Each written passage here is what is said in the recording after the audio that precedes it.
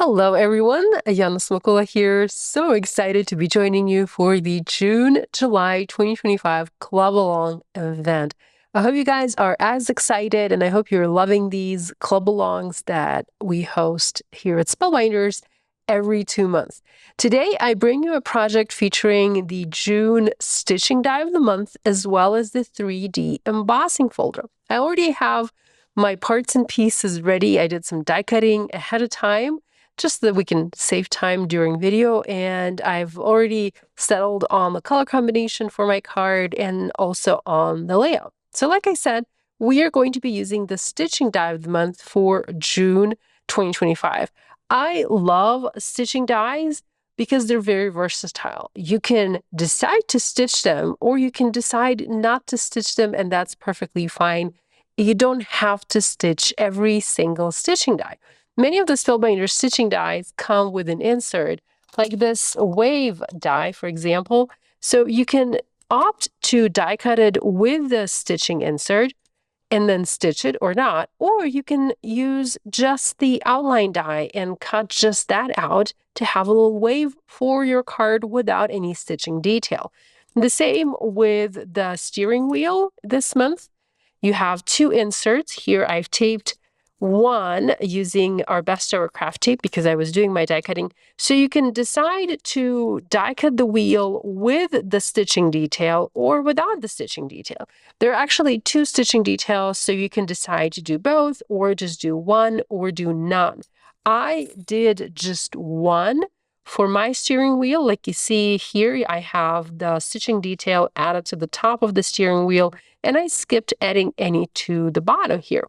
Now I'm actually going to skip stitching. Stitching dies add beautiful details, faux stitch details to your die cuts.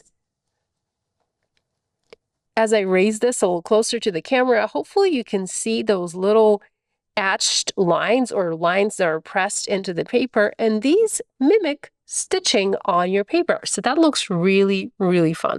So I'm going to skip stitching. I'm not going to do any stitching. You can if you want to, but like I said, that's the beauty of stitching dies. You can skip stitching altogether. I have die cut this 3 times because I like my die cuts to be nice and sturdy. So I have 3 pieces here. I'm going to go ahead and use my Barely Art glue and glue the pieces together. I'm going for a rather simple card design, nothing fancy, nothing special. And I'm just going to have a steering wheel at the bottom, a couple of waves at the bottom, and then a fun little seagull at the top.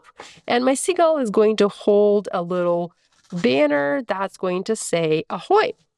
The June clubs, the stamp set for June clubs, the stamp set, the stamp and die of the month include a bunch of sentiments that work really well with the images from June clubs. So if you have that stamp set, go ahead and check it out because I'm sure you'll find many fabulous messages in that set.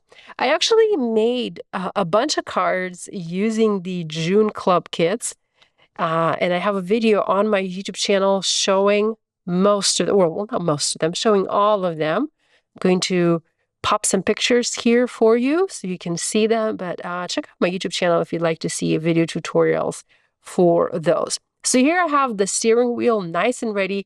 This is now 3 layers thick. I was using Spellbinder's cardstock. Spellbinder's cardstock is nice and thick, but when you die cut something very delicate using that cardstock, like this piece, first of all, it's a delicate piece, then we have the stitching detail added to this piece. So when you manipulate your paper quite a bit, the die cut loses the sturdiness. I mean, it's still an okay die cut, but I personally like my die cuts to be thicker and sturdier and feel more heavier, feel heftier in my hand and feel more dimensional. So I always back my pieces up with additional layers of cardstock. I'm also going to add foam adhesive squares from the back here because I will be foam mounting this onto my card. I'm using regular thickness foam adhesive squares, but these smaller size squares. And I'm trying to position them so they do not overlap any of the holes that I have die cut on my card. Okay, so just going to add a couple more here at the bottom. And I think I need to cut some thinner pieces, or maybe not. Let's see, did these fit? Yeah, these look like they fit nicely. So add a few more pieces here so that there's no sagging once I foam mount this piece onto my card. So the steering wheel is now ready and I'm going to set it aside. I have already created a background for my card and I used our 3D embossing folder for June 2025. This is a beautiful folder. You have that fabulous rope design in a knot.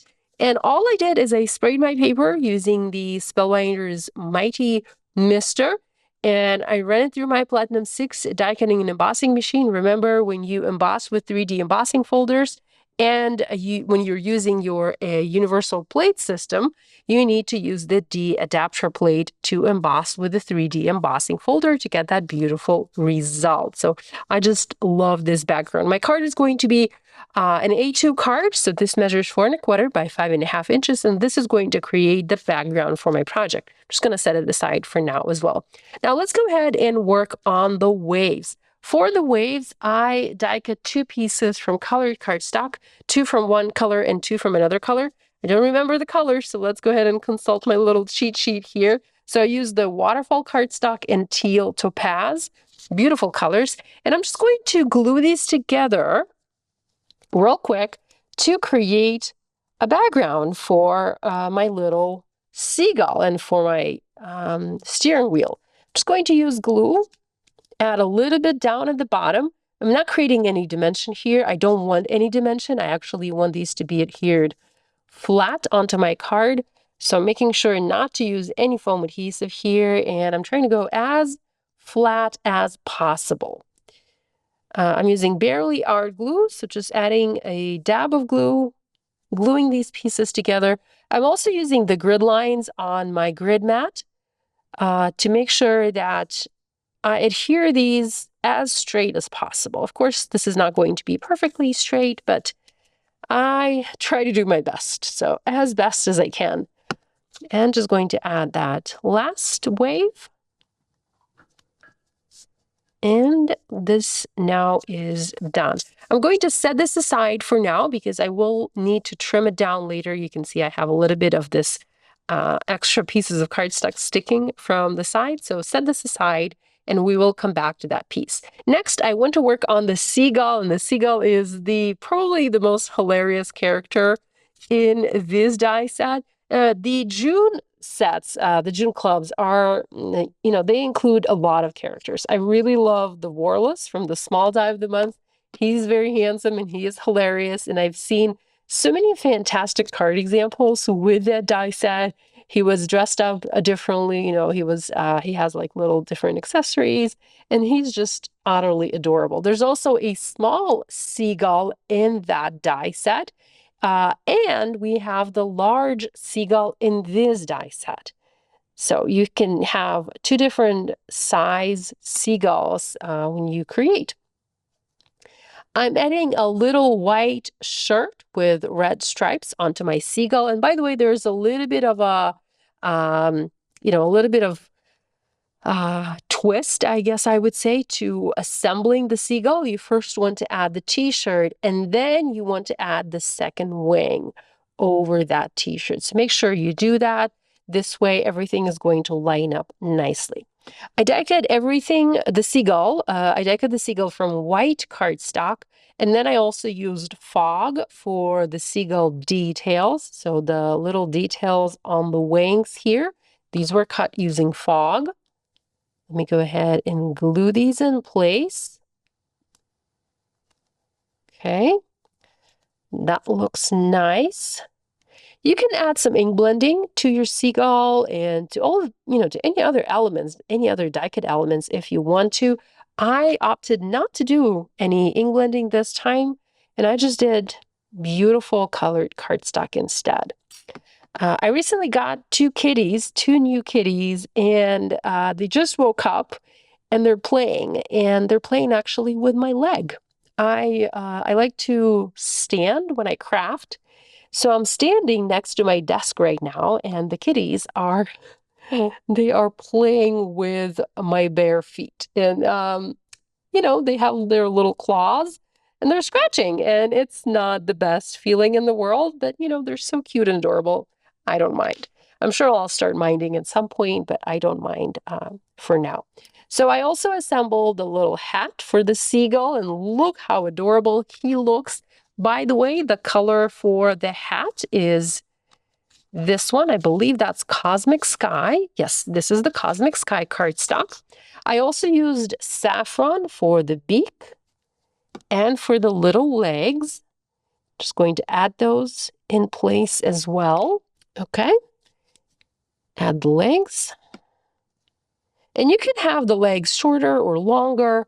Totally up to you how you want to assemble your little seagull. Now for the little banner, we have the little word die that says Ahoy, and we have a banner. And I thought I would turn this Ahoy into a banner for the seagull to hold. Because I didn't want it to hold just any banner. I actually wanted the seagull to hold the sentiment.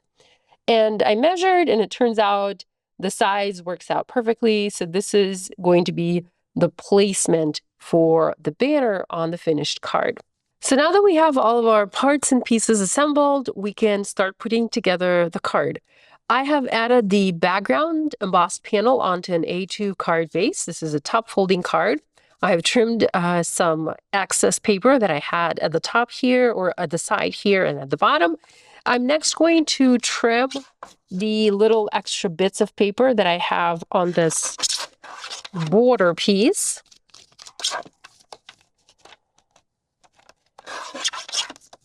Just to make sure that I have nice and neat edges. And we can now add this. Let's measure first. So this looks like it's a little bit too short. So I need to trim my background down just slightly. Okay, let's check. Okay, that looks good enough. Okay, I'm going to use glue and glue the little waves onto my background. I'm going to probably use quite a bit of glue here because this is a dimensional background and I need to make sure that my border really grabs onto the background nicely. Okay. And while that is drying, I'm just going to set my magnets on top. I'm working on a magnetic glass mat, and I can use magnets over this glass mat. And what the magnets are doing, they're basically pressing down on the die cuts on the paper, and they apply pressure while the glue is drying. It's a super helpful trick, and I use it all the time whenever I'm working with glue. Next, we can remove the backer pieces from our steering wheel. This is going to go at the bottom of our card, overlapping the waves. Okay, let's remove the magnets. Okay, time to add the steering wheel. I like to use the grid lines of my work surface to make sure that I add everything nice and centered. Things don't always have to be centered, but for this particular design, I wanted everything to be centered on my card. So let's just try this one more time, and hopefully this is centered a little bit better. I do have the spokes of the steering wheel. Are those called spokes? Not sure. Tell me, guys. So I do have these going outside the edge of my card, and I do have foam adhesive squares here. So I'm just going to remove those.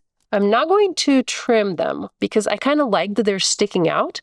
What I am going to do instead is I'm going to take that little foam square and cut that in half and stick it under the little piece where it's actually touching the card base, if that makes sense. So let's go ahead and do the same thing on this side.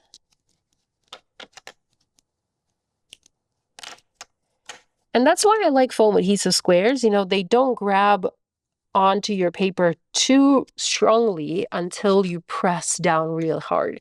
So I've only pressed the foam squares or the paper onto the foam squares a little bit, so I was able to manipulate them and remove them from the background.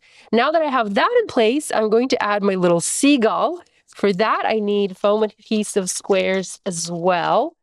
Let's see, I only have this large foam adhesive square. Okay, here's another pack of foam adhesive squares. So just going to add a bunch. remove the backer pieces and add the seagull onto my steering wheel. Maybe I push him down a bit more, maybe like this. I do want to add just a dab of glue under the feet. This way the feet will stay in place and won't move. And now that that's done, I can also add my little Ahoy banner. But for the banner, I'm actually going to use a double layer of foam adhesive squares so that it is popped up on my card background quite a bit. And I want to angle it like so. Okay, perfect. Love the way this looks. I'm going to add a couple of aura sequins onto the background here, just to add a little bit more interest. And that is going to finish my card. We can also add a bit of blush to the cheeks of our little seagull. And in fact, I'm actually going to go ahead and do that. Let me just grab my marker. I have a Copic marker here. This is the R20. Just going to add a little dab of pink to the cheek and call my card done. So here's a look at the finished card I have for you today, created with the June stitching die and embossing folder of the month. I hope you enjoyed this project, and I hope you're going to enjoy the rest of our club along. Let's go back to the studio to Kim and Josie to see what else they have for us. Thank you. I'll see you again later.